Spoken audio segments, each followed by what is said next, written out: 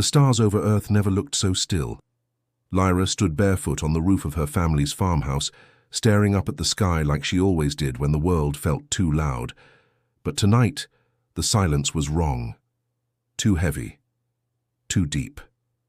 Like the sky was holding its breath, and then it tore open. A blinding blue flash exploded above the tree line. The clouds didn't part. They shattered, folding in on themselves like paper. Lyra dropped to the ground, heart slamming against her ribs. The air turned sharp, electric. Dogs howled in the valley below. Birds screamed into the dark. And then they came. Silent black ships descended like falling knives. No warning, no signal, no mercy. The first explosion hit the neighboring fields. Her ears rang as a shockwave tore through the barn, sending glass, hay, and flame into the night. She screamed, but no one heard. Or maybe no one was left to. "Mom! Dad!" she shouted, stumbling down the stairs 2 at a time. The house was empty, still warm coffee on the table, her father's jacket on the hook, her mother's book open face down on the couch. Gone. A low hum crawled up her spine, not sound, vibration, something big, something alive. She ran outside just in time to see a shadow pass over the moon. One of the ships hovered above her. House like a predator eyeing prey. Lyra turned and ran. She didn't know where she was going, just away. Through fields lit red by fire, past twisted metal and the remains of machines that weren't human. She wasn't alone. Other villagers ran too, but the ships didn't chase them. Only her. Why? She was no one. Just Lyra. 17. Farmer's daughter. Good at math, bad at lying, not special. But the ships followed. She made it to the forest, lungs burning. The night was alive with screams, but they were fading now. Most had stopped. A cold wind blew through the trees as the forest lit up behind her. Trees snapped, branches fell. They were closing in, and then light. A white spotlight pinned her like a moth. She froze, blinded. Heavy boots hit the ground behind her. Not human. Metal, rhythmic. Surrounded. A voice echoed, not from a mouth, but from the air around her. Target acquired. Subject, human. Genetic marker confirmed. Engage stasis. What? Wait, Her legs gave out. A sharp sting bloomed across the back of her neck. The world tipped sideways. Cold spread through her limbs like ice. The last thing she saw was the insignia on the soldier's armor, an inverted star split by a blade. And then, nothing. When Lyra woke, she wasn't on Earth anymore. A sterile white ceiling curved above her. The room was too clean, too still. She was strapped to a reclined metal chair, her wrists glowing with bands of light that pulsed in sync with her heartbeat. Her breath hitched. No windows, no sound. She wasn't alone. A tall figure stood in the corner, back turned, examining something, on a screen. Not human, slender. Silver-plated armor that moved like skin. When it turned, its face was smooth, no mouth, no nose, just 2 glowing slits for eyes. It spoke without speaking. "You are Subject 88. Welcome aboard the Sovereign." "Starcradle, where am I?" Lyra's voice cracked. "Aboard the flagship of the Galactic Empire. You've been selected for genetic analysis and behavioral assessment. Resistance is inefficient." She stared at the being. "Why me? I'm nobody." The figure tilted its head, as if confused or amused. "That's what makes you interesting." Her mind raced. She wanted to scream, to fight, but her body was slow, numb, still groggy from whatever they used to knock her out. "Sleep now," the voice echoed again. "Tomorrow, we test your blood." Your kind often hides truth in the smallest strands. The lights dimmed. The restraints tightened just slightly, enough to remind her she was prey. As the door sealed with a hiss, Lyra stared into the dark. A whisper on her lips, she wasn't even sure why she spoke. "My name is Lyra." Lyra Solari, but no one heard her. Not yet. Lyra awoke to cold, not the kind that touched skin, the kind that crept into bones, into thoughts. Her body ached, her limbs heavy. The chair was gone, replaced by a slab of dark metal that served As a bed. The room was barely a room, but more like a box. Steel walls, no windows. A strip of dull white light hummed overhead. Her wrists were free now. But she knew she wasn't free. A mechanical voice crackled through the ceiling. Prisoner 88. Status, conscious. Commencing orientation. She sat up slowly, her head pounding. Her clothes were gone, replaced by a simple grey uniform with a number stitched on the sleeve. 88, just a number now. The door hissed open. 2 guards stood outside, not like the one from before. These were humanoid, taller than any human she'd ever seen, skin a shimmering chrome blue, faces expressionless. Their weapons pulsed with soft red light, humming with something unnatural. One gestured. "Move!" She hesitated, not out of defiance, but disorientation. A crackling pain jolted through her collarbone. She gasped, dropping to one knee. One of the guards spoke flatly. "Disobedience triggers discomfort. Obedience removes it." Lyra clenched her jaw and stood. She moved. The hallway was endless, narrow, grey, lined with cells that all looked the same. But it wasn't silent. Behind those doors she could hear whispers, breathing, crying, screams. Alien tongues she didn't recognize and human ones she barely could. She was not alone, but she had never felt more alone. They brought her to a chamber, vast and circular, lined with glass tubes. Inside each tube floated a prisoner suspended in glowing liquid. Some were human. Most weren't. A tall figure in black robes turned as she entered. Its face was hidden behind a mask shaped like an insect's skull. It regarded her for a moment, then raised a long finger to point at her chest. "You are prisoner 88. Your blood speaks louder than your words. We will hear it soon." Lyra stared at him. "Why am I here? What do you want from me?" The figure stepped closer, studying her like a puzzle. "We do not want. We observe. We collect. And if your blood matches what we suspect, we kneel." She blinked. "What did you say?" But the figure was already turning away. "Return her to containment. Testing begins at second cycle." As they pulled her away, Lyra twisted her head, catching a glimpse of one of the tubes. Young boy, maybe 12, floated inside. His eyes were open. He saw her. He mouthed something. "Run!" Back in her cell, Lyra paced. She'd been here less than a full day, she thought, and already her sense of time was falling apart. They fed her a flavorless paste. The light never dimmed. The guards never spoke. But something was wrong. She wasn't just another prisoner. The way they looked at her. The things they didn't say. That name they gave her. Prisoner 88. It wasn't random. It meant something. She remembered the insect-faced figure's words. "If your blood matches..." Matches what? She tried. To remember her mother's voice, her father's laugh, their stories, the ones she never cared about growing up.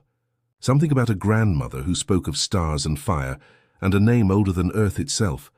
"Solari," she whispered. As if summoned by the word, the lights flickered. Suddenly her door opened again. But this time there were no guards, only a figure, cloaked in shadows, hood low. He stepped in, shut the door behind him, and raised a single finger to his lips. "Shh!" She backed away. "Who are you?" The stranger pulled back his hood, a human, scarred face, grey eyes that burned like engine fire. "Name's Kyle." "Resistance, we've been looking for you." Lyra stared at him, confused. "Why, I'm just..." "You're Solari." She froze. "They don't know yet," Kyle whispered, stepping closer. "But when they test your blood, they will. And when they do, they'll either crown you or kill you." Her throat tightened. "I don't understand." "You don't have to," he said. "Just stay alive long enough to remember who you are." Before she could ask more, he slipped something into her hand, a tiny chip glowing faintly, and disappeared into the shadows as silently as he'd come. The door sealed behind him. Lyra stood in the stillness of her cage, heart pounding, the chip warm in her palm. She wasn't just a number. She wasn't just a prisoner. She was being watched. She was being protected. And maybe, just maybe, she was something more than she ever believed. The chamber was colder than the rest of the ship. Unnaturally cold, like the walls themselves were afraid of what happened here.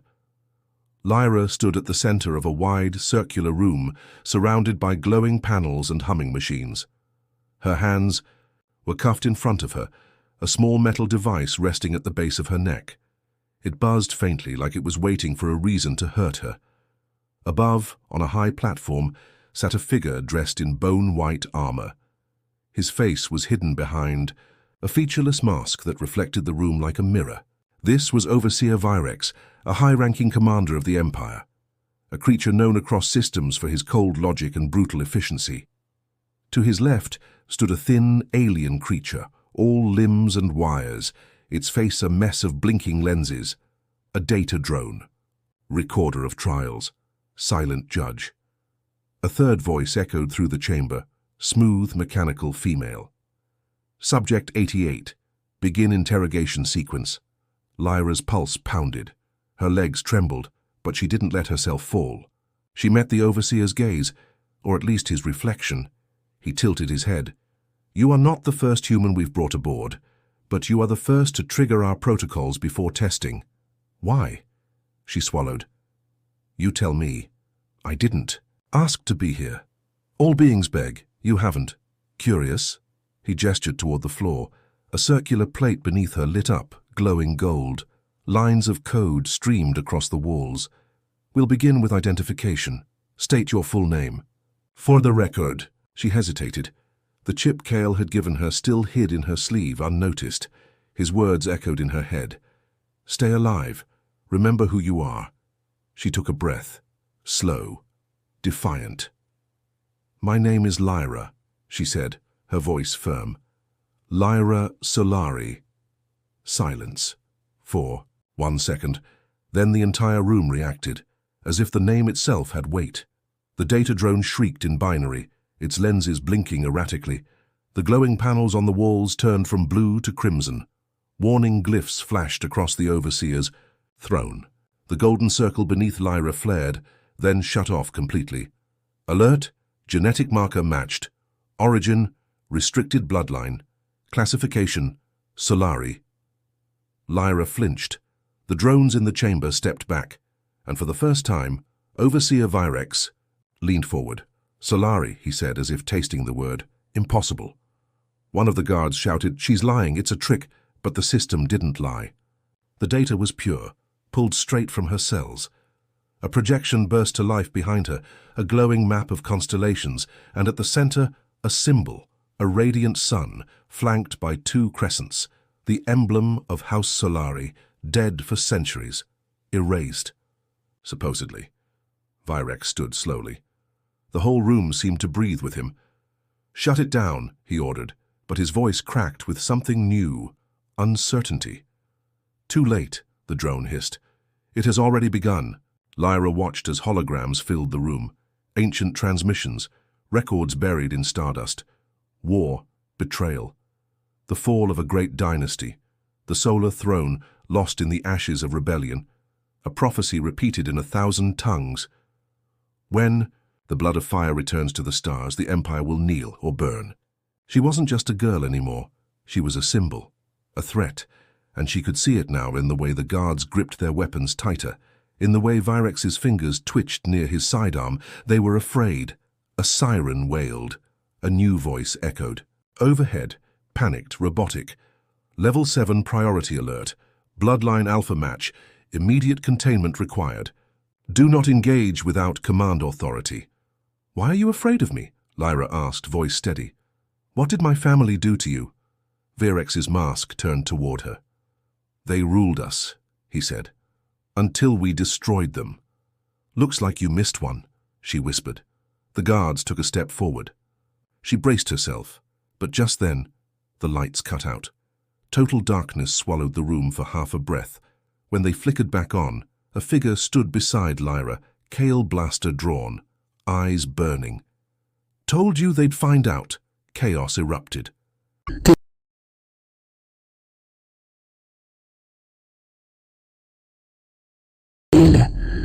But he Calfee feared fame vasted tutra begin to win influence.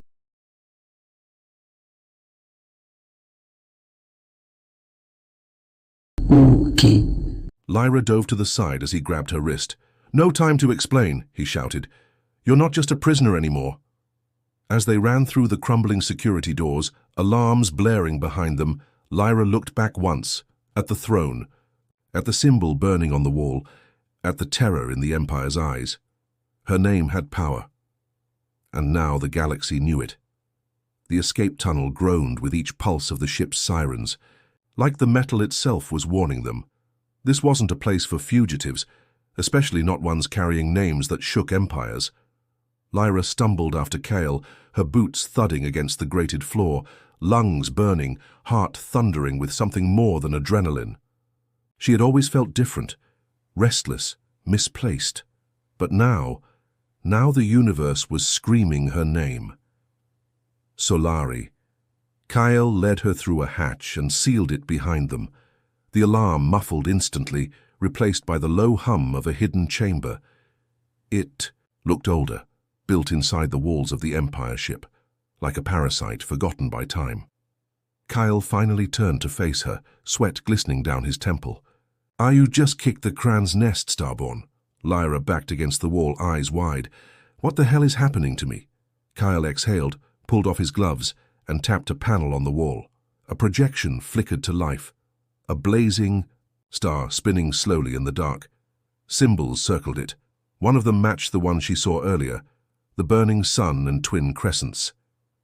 "You weren't supposed to exist," Kale said. "Not after what they did to your bloodline. They hunted our ancestors to extinction." Lyra shook her head. "I don't even know who my ancestors are." "Then listen." Kyle stepped forward, voice low, urgent. "The House of Solari ruled not with weapons, but with something older, something born in their blood. Fire, real and unseen. Some called it power, others called it madness, but the Empire feared it, because Solari could change things, burn empires, light rebellions, reshape destiny." He paused. "You've felt it, haven't you? The heat under your skin, the way the world pulls toward you like something waiting to wake up." She said nothing, but the truth pulsed behind her ribs like a second heartbeat. Yes, she had felt it, all her life. Kale continued. "Your mother must have been one of the last hidden carriers. They thought the line was gone, buried, that no Solari child would ever rise again." He looked her in the eyes. They were wrong. A sudden heat bloomed across her palms. She looked down, her fingers glowing faintly, as if catching fire without flame. She gasped and stepped back, trying to shake it off. "What's happening to me?" Kyle didn't flinch. "It's your bloodline. It's waking up. The more you resist it, the more it'll burn. But if you learn to use it—" He touched a panel again. The projection shifted, showing an ancient battle, starships falling like meteors. A single woman stood atop a platform, her hair ablaze, her arms wreathed in fire. Behind her, the same symbol, Solari. That was Serafina Solari, your great-grandmother. She once silenced 1,000 warships with a single scream. She didn't need an army. She was one. Lyra stared in silence, her breath shallow. And now the galaxy knows her descendant is alive. The weight of it hit her like gravity. She'd always thought her destiny ended on Earth, in a small home on a quiet farm. But that girl was gone. The Empire took her, and in her place stood someone new, someone dangerous. "Why me?" Lyra asked, voice trembling. "Why not someone else, someone ready?" Kyle softened for the first time. "Because you survived. That makes you ready." A boom echoed through the walls. The Empire was hunting again. Kale threw her a small metal band. She caught it. "Put that on your wrist. It masks your genetic signal. Won't hide you forever, but it'll give us time to get off this ship." Lyra slid it on. The warmth in her hands dimmed. The fire inside recoiled, but it didn't die. It was waiting. They moved again, crawling through maintenance shafts and hidden lifts, dodging patrols and surveillance. Every step brought Lyra closer to something she wasn't sure she wanted, but couldn't avoid. As they reached the extraction port, Kale tapped into a small comm unit. "Echo 9, do you copy? I've got the Starborn. She's awake." Static. Then a reply. "Copy. bringing the Nova Viper in low orbit. You've got 6 minutes before the flagship locks down. Kyle turned to Lyra. You good? She nodded, though her legs shook.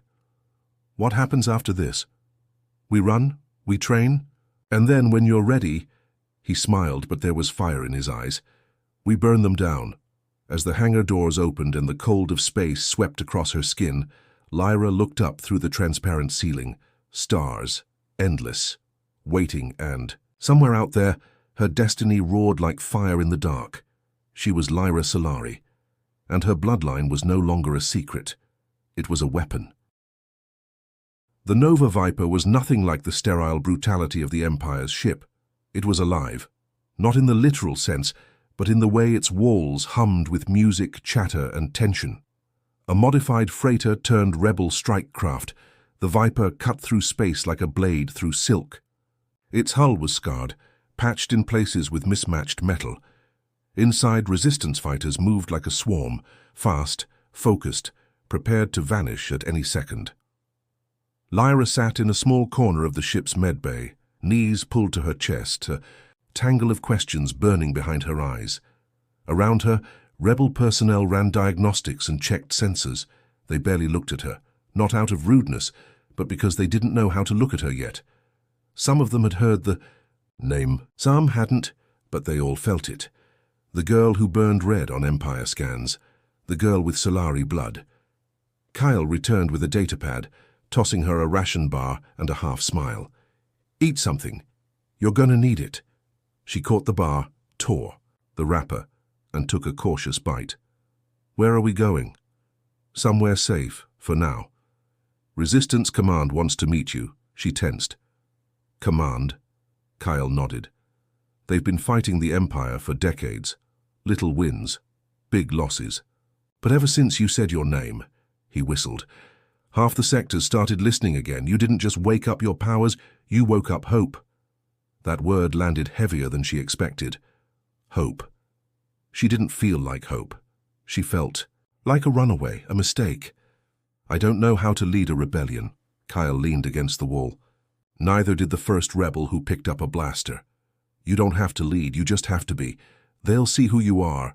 That'll be enough. She looked at him. And who am I? He didn't answer. Instead, the ship's calm crackled. Approaching Arcanis Belt, entering cloaked zone, Kyle stood. Come on, you need to meet someone. The chamber was dim, lit only by a central holotable displaying a map of star systems, most marked with red, a few with flickering blue. Around it stood a small council of rebels, a scarred wraith warrior with silver tusks, a human woman in pilot gear, and a Zelari tech priest with glowing tendrils. At the head stood a tall woman in black and gold armor, short dreadlocks coiled, like a crown. Her eyes locked onto Lyra the moment she entered. So, this is the girl the Empire nearly shut down half a sector to silence. Kyle stepped forward. Commander Naira, this is Lyra Solari. The room went still, even the holomap paused, as if the name froze everything. Naira narrowed her eyes. You don't say that name lightly. You earn it. Lyra took a breath. I didn't ask for it, but I won't run from it. The wraith warrior chuckled. She's got teeth. I like her already. Naira stepped closer, studying her face. You've lit up every bounty board in Imperial space. Do you know what that means? Lyra shook her head. It means they fear you, not for what you've done, but for what you might do. And fear is a weapon we've been lacking. She reached into her belt and pulled out a metal medallion, tossing it to Lyra. She caught it, a phoenix carved into obsidian. That's our mark, the Flame Cell Rebellion. Wear it only if you mean to fight. Lyra stared at the symbol. It burned like her blood. Then, I'll wear it. A slow nod passed around the table. Later that night, Lyra stood alone in one of the viewing decks, watching the stars drift by. The ship floated near a binary sun system, twin fires orbiting each other, forever locked in dance. Kyle found her, again quieter now. You did good in there. She didn't look at him. They expect so much. They don't expect perfection. They expect resistance. She glanced down at her hands. It's like there's a fire in me, and I don't know if it's going to save us or destroy me. Kyle smiled softly. The galaxy's full of monsters, Lyra, but the Solari weren't monsters. They were light, sometimes dangerous, always rare. He gestured to the stars. You've got to choose what kind of flame you'll be. And somewhere deep inside her, Lyra Solari felt the fire respond. Not with fury, with purpose. The silence of the command center was suffocating. Lyra stood at the edge of the holographic map, watching the glowing dots that represented Imperial fleets move steadily toward key rebellion strongholds. She could almost hear their engines rumble in the distance, the sound of their approach a constant hum in her mind. It was only a matter of time before the Empire turned its full might toward them, and she was the reason they'd come. The rebellions. Leaders had gathered in the briefing room, eyes fixed on the same map, some of them too quiet, others murmuring in low voices. Commander Naira was at the center, her dark eyes scanning every face. The Wraith warrior, a hulking figure named Torek, stood with his arms crossed, his tusks gleaming in the dim light. We'll have to hit them before they hit us, Naira said, voice firm. Our best chance is to strike first, disrupt their fleets, cripple their supply lines, and make sure they know we're not running anymore. Lyra felt a chill run down her spine. Disrupt their fleets. That meant going head-to-head with the might of the Empire. But we don't have the firepower for a direct assault, Kyle interjected, his eyes flicking to Lyra. Not unless we use what we've got. All eyes turned to Lyra. She stepped forward, her pulse racing. Her heart hammered in her chest, but it was different now. The fire inside her had been awakened, and it had only grown hotter. The Solari bloodline was not just a symbol of the past. It was a weapon. And it was. Hers. What do you mean? Lyra asked, voice steady despite the chaos swirling inside her. Kyle's eyes gleamed with something like pride. The Solari had a secret weapon, something they buried deep in their archives. It's not a bomb, it's not a fleet. It's something far more dangerous. Naira's voice was low, dangerous. And you think she can control it? Kyle nodded. I know she can, Torek rumbled, a deep growl in his chest. Are you sure about this? The Solari were unstable. What if she can't? Lyra clenched her fists. I'm not unstable, I'm ready. A tense silence followed. Kyle gave her a nod of approval, and for the first time, Lyra felt like she wasn't being handed a burden. She was being given a purpose. It's not just about destroying the Empire, she said, her voice gaining strength. It's about ending the cycle. We can't keep running. We have to finish this. Naira studied her for a long moment before finally nodding. Then we go all in, all of us. The mission was set in motion immediately. They couldn't afford to waste time. The rebels launched a full-scale offensive, targeting Imperial relay, stations and military outposts. For once they had the element of surprise. The Empire had underestimated the strength of their bloodline, and now Lyra was their trump card. As they broke through Imperial defenses, Lyra could feel the power inside her building. It started in her chest, a low hum of energy, like an engine revving up. Every time she pushed forward, it surged, igniting her hands with heat, burning the air around her. The energy wasn't something she could control, not yet. But she was learning. She could harness it. In the heart of the Empire's flagship, Lyra stood before the central control room, her mind sharp, her body pulsing with raw energy.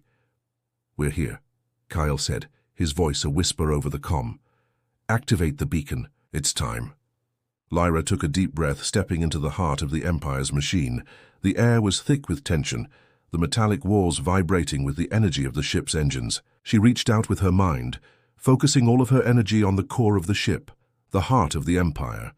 The ground beneath her feet trembled. Focus, Kyle's voice echoed in her ear. Now, Lyra. Bring it all down. She closed her eyes.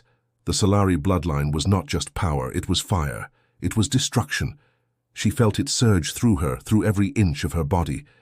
The heat, the light, it pulsed through her veins like wildfire. She raised her arms, and with a roar, the energy inside her erupted. The entire flagship shook.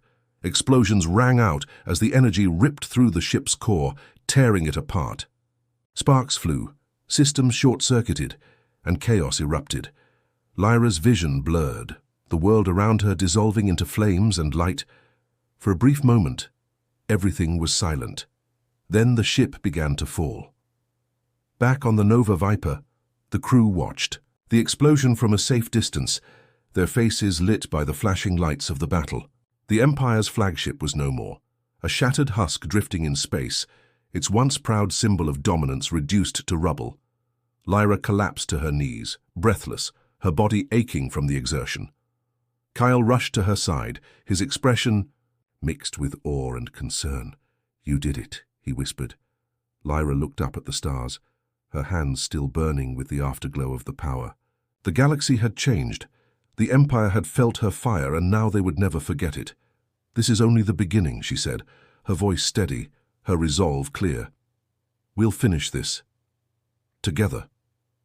The rebellion's light had begun to burn, and there was no stopping it now.